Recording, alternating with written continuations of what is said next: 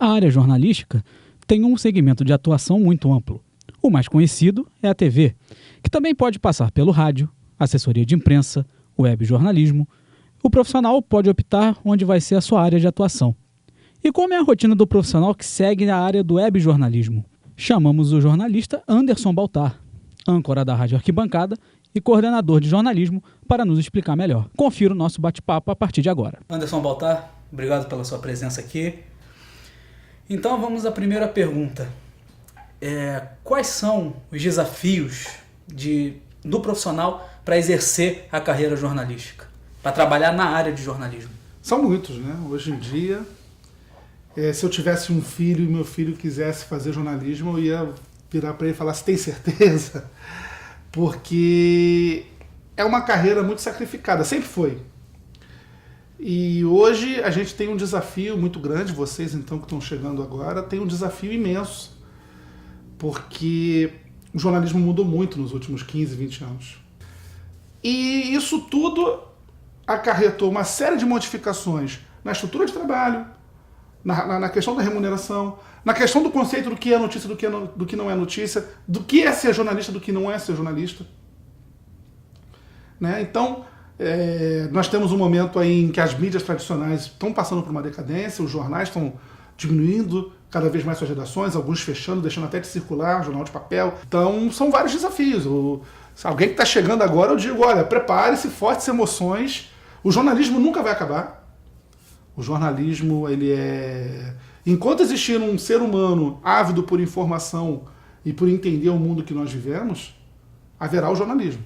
Agora, as questões que se colocam, né, são muito complexas, são muito grandes, e nós estamos no meio desse processo. Se você me perguntar o que vai ser o jornalismo daqui a 10 anos, eu não sei. Eu não sei. Sinceramente, eu não sei. Tendo em vista, Anderson, essa modernização da informação, quais seriam os prós e contras do webjornalismo? O webjornalismo é a realidade. Né? Nós estamos aqui, né, em contato o tempo todo pela internet. Eu estou aqui falando com vocês, meu celular que acabou de tremer no bolso, alguma notificação que eu recebi.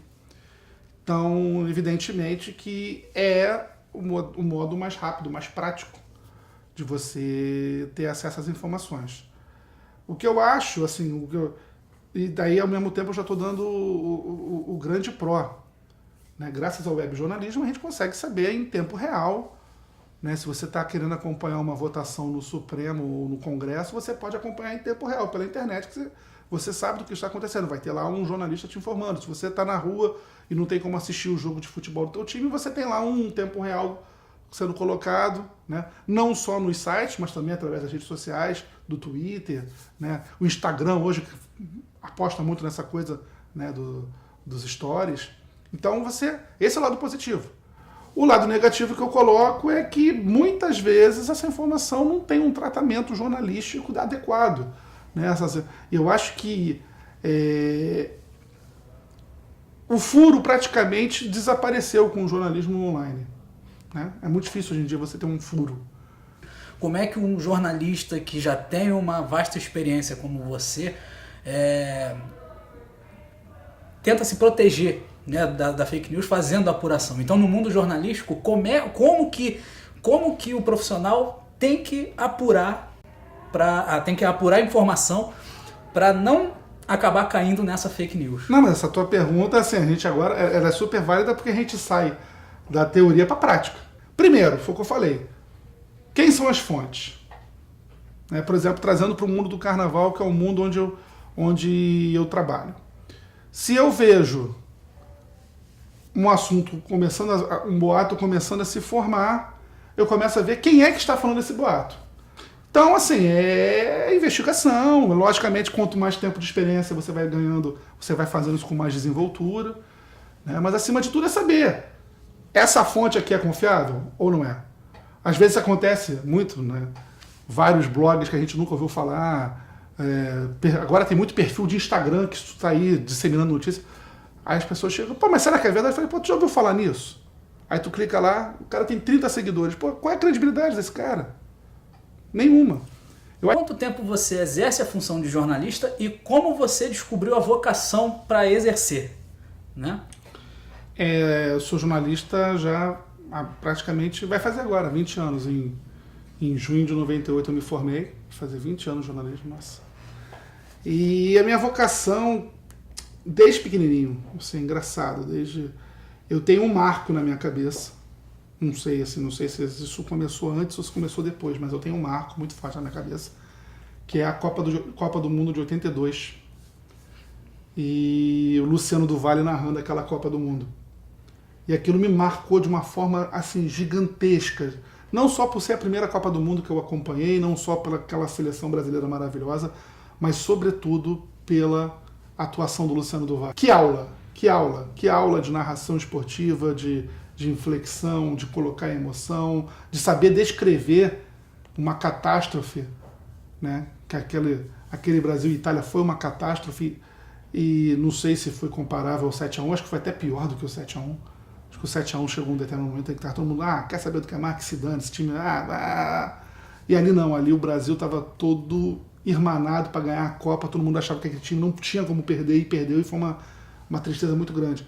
E despertou em mim a vontade de ser locutor esportivo, desde pequenininho. Eu narrava jogo de botão, corrida de chapinha, fazia tudo, né? E uma coisa puxou outra, porque eu sabia, para eu ser locutor esportivo eu vou ter que fazer a faculdade de jornalismo. E eu comecei a ver que o jornalismo também tinha outras coisas que eu gostava. Eu gostava de escrever, eu gostava de contar as histórias, eu gostava de contextualizar. Então, por exemplo, eu fazia meus torneios de botão, eu inventava meus times de botão, botava o nome dos jogadores, jogava, né? O joguinho, jogava eu sozinho mesmo, não sei o que, e depois eu ia lá, pegava uma folha de papel, rabiscava, desenhava lá como se fosse uma foto do jogo, fazia a manchete, ou então ia pra frente do espelho com uma escova, dar uma de repórter, contar como foi o jogo. Isso foi uma coisa inata, nasceu em mim, assim, desenvolveu em mim a partir daí, dos 7, 8, 9 anos, né? Então, foi natural. Pra gente encerrar agora o nosso bate-papo, Anderson, qual a mensagem que você deixa para os graduandos em jornalismo, para quem está ansioso de seguir essa carreira?